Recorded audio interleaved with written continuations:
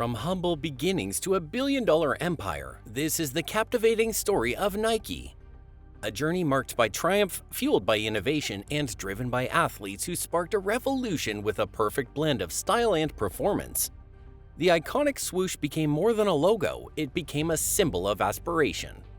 Through the mantra, "Just do it," Nike not only inspired action, but also left an indelible mark on the global stage. From local communities to worldwide influence, this is more than a legacy. It's a testament to the unifying power of sport.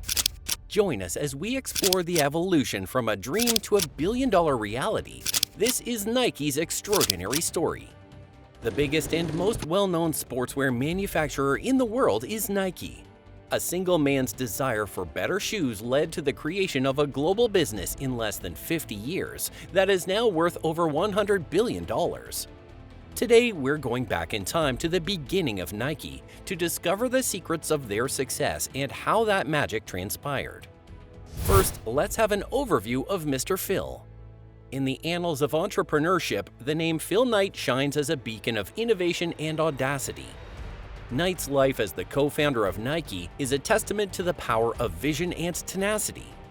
Knight's journey began with a simple idea and a passion for athletics.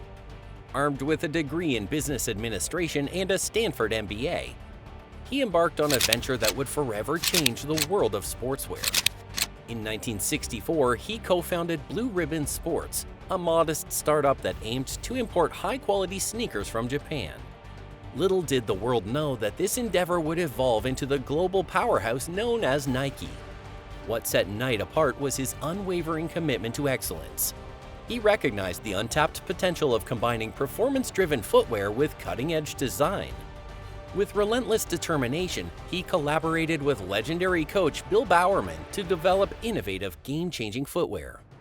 Now let's lend our ears to unravel the fascinating narrative that underpins the remarkable success story of Mr. Phil Knight. In 1962, Phil Knight had recently received his Stanford degree. Any business graduate will tell you that it's challenging to start your own business if you don't have any solid ideas, but Phil did.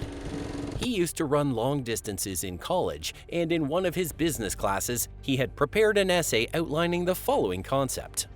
Phil pondered whether Japanese shoes could dethrone Puma and Adidas, which were at the time hugely popular in America, in the same way that Japanese cameras had replaced the dominant German cameras in the US market. After finishing the paper and receiving his diploma, Phil developed an obsession with the notion of exporting Japanese shoes to the United States. He didn't, of course, possess any Japanese running shoes, and the few that he had seen had been brought to the United States by troops stationed in Japan during the occupation following World War II. But Phil was encouraged that he had stumbled across a fantastic opportunity because of this lack of exposure. He was aware that in order to benefit from it, he would need to make contact with the Japanese corporation and negotiate the import of their products into America, both of which required skills he had no prior knowledge of. But he just went ahead and did it, as was only proper for the man who would later develop Nike. Now let's discover what Japan has prepared for him.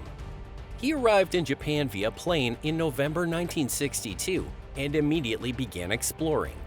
He came into a shoe shop in the lovely city of Kobe that struck his eye. It belonged to the Onitsuka Tiger Corporation, and the shoes they produced were of an exceptionally high standard for their time, to the point where Phil was determined to import them back home. He set up a meeting with the company's founder by posing as an American distributor of shoes. To his astonishment, the owner really accepted Phil's offer to become Onitsuka's distributor in America after he immediately came up with a firm name. With little more than his self-assurance, Phil had succeeded in securing Onitsuka Tiger's position as the country's exclusive distributor. In 1963, he received his first delivery of 12 pairs of Tiger shoes, and he immediately began hawking them at any running track he could get to out of the back of his automobile. His plan was obviously unworkable, so he turned to Bill Bowerman, his former coach at the University of Oregon, who was the only person he knew who knew more about running shoes than he did. Bill was at the time unquestionably among the best-known coaches in America. He had, in fact, worked with numerous Olympians. He wanted to partner up because he loved the Tiger shoes so much. Bill and Phil invested $500 apiece in the incorporation of Blue Ribbon Sports in January 1964. They used all of that cash on their initial order, which included 300 pairs of shoes at a cost of $3.33 per pair. Do you know what was on mind at that time? It was just do it. Due to Bill's contacts, the shipment arrived in April 1964 and it was completely sold out by July. BRS sold $8,000 worth of shoes in their first year, and Phil used the cash to begin hiring salespeople for his business. Their income had climbed to $20,000 by 1965, and not long after that, they established their own business in Santa Monica. BRS becomes Nike. Phil and Bill understood that in order to grow, they would have to go beyond being straightforward distributors. They then understood that they were in complete control. As Bowerman had designed the Cortez, they were free to begin producing it for their own use as soon as their contract with Onitsuka ended. Fortunately for them, their agreement would expire in 1972, just in time for the Munich Olympics. Phil had plenty of time to plan his major move as a result. He began working on the branding in 1971. The brand name Nike was proposed by his first worker as a tribute to the Greek goddess of victory.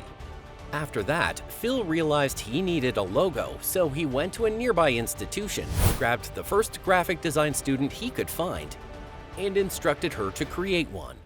For the impressive sum of $35, he got this, the Swoosh. In retrospect, that money was well spent, and Phil was now prepared for the Olympics with his new branding. This time, Phil built a network of subcontractors throughout Japan, rather than securing exclusive contracts. Phil could finally expand his wings once he had production under his control. Sales also increased when Phil began importing shoes from his Japanese suppliers. And indeed, he began working before his 1971 contract ever came to an end. After that, Nike's history was one of expansion. From a dream to a billion-dollar reality, Nike a journey of triumph.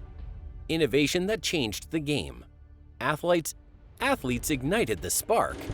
Style meets performance. The iconic swoosh. Inspiring just do it. Global influence, local impact. Uniting through sport. This is Nike's legacy. As we wrap up this incredible journey through Nike's billion-dollar success story, one thing is abundantly clear. Greatness is not just achieved, it's earned through relentless innovation, unwavering dedication, and the power of a dream. Nike's legacy resonates not only in the world of sport and fashion, but also as a symbol of inspiration for those who dare to push the boundaries of what's possible. So remember, the next time you see that iconic swoosh or hear the rallying cry of "just do it," know that behind it lies a story of triumph, unity, and the indomitable spirit that propels us all forward. Thank you for joining us on this exhilarating ride, and as always, keep striving for greatness. This is Nike's legacy, and it's far from over. Do like, share, and subscribe to our channel, and hit the bell icon so that you don't miss any updates from us. Until we meet again, goodbye.